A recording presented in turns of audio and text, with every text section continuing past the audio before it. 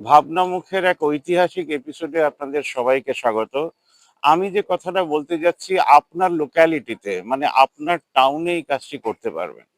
প্রচুর মানুষ সকালে হাঁটতে বেরোন, তারা হেঁটে হেঁটে কেউ রোগা হন, কেউ মোটা হন, কেউ মারা যান, কেউ বেঁচে থাকেন। অনিয়মে আমাদের সংসার যেমন চলে, পৃথিবী যেমন চলে, আমরাও চলতে থাকি। আমি একটা নিয়মের কথা বলছি। ধরুন এইভাবে আমরা হাঁটছি, সোশ্যাল অর্গানাইজেশন একটা টাউনে আছে, মন্দির মসজিদ চার্চ আছে, সোশ্যাল মানুষেরা আছে, যারা ক্রিমিনাল নয়, যারা কোনো পলিটিক্যাল পার্টির সঙ্গে যুক্ত নয়, যারা সারা জীবন ভেবে এসছেন যে আমি কারোর সঙ্গে অ্যালাইন হয়ে দেশের জন্য কাজ করব। সোশ্যাল কাজ, তাতে ছেলে মেয়ের উন্নতির কথা থাকবে, ছেলে মেয়ের চাকরির কথা থাকবে। তার মানে ইউথদের হাতে পাওয়ার দেওয়া হবে, যে পাওয়ার দেওয়ার কথা বিবেকানন্দ 100 বছর আগেও বলে গেছিলেন। ধরুন প্রথম রোববার সকাল 6টার সময় এমন একটা চায়ের দোকানে, এমন একটা বলতে আমরা যেখানে বসে আছি এটা হচ্ছে জগন্নাথ রোল সেন্টার, ঠিক রথের সামনে।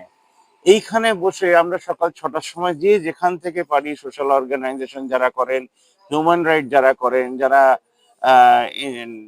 নেচারের কাজ করেন, যারা মানুষের হয়ে কাজ করছেন, সবাইকে রিকোয়েস্ট করব আসবেন। যে আপনারা এলেন, চাটা খেলেন, পয়সাটা পেমেন্ট করে দিলেন। এইবার সৌভিককে দায়িত্বটা দিয়েছি 7 জনের ইউথদের টিম বানাতে। ইউথ মানে আন্ডার 30, 35। সেই রাহুল গান্ধীর মতন শার্ট না, বিজেপির মতন শার্ট না, ডিএফআই এর মতন শার্ট না, সিপিএম এর মতন শার্ট না, আন্ডার 35। 2 বছর ট্রেনার থাকবে তাদের। আমরা 500 জন 100 টাকা করে চাঁদা দিই। 20%টা তাদের বেতন হবে।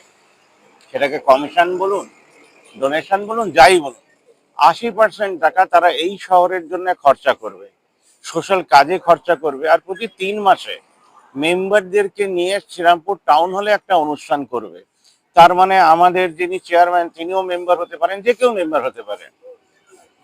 Social town of the world, social town of India, social town of Bengal বা সোশ্যাল টাউন অফ শ্রীরামপুর।